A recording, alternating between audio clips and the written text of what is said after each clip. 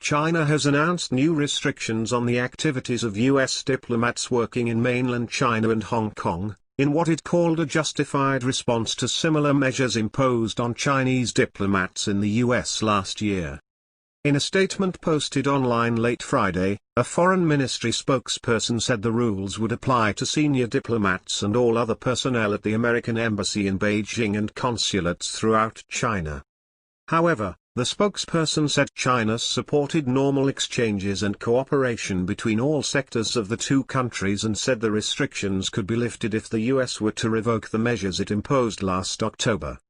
Once again, we urge the U.S. side to immediately correct its mistakes and lift the unreasonable restrictions imposed on the Chinese embassy and consulates and their staff.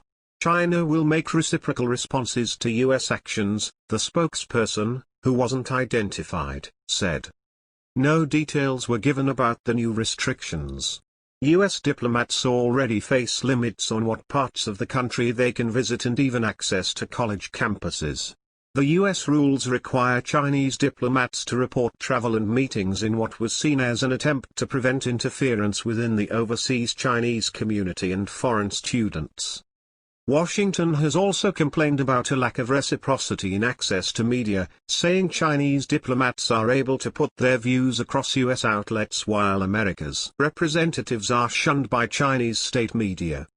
Most recently, the State Department protested over the refusal by the Communist Party's flagship newspaper People's Daily to publish an op-ed by Ambassador Terry Branstad. The paper responded that the piece did not meet its editorial standards.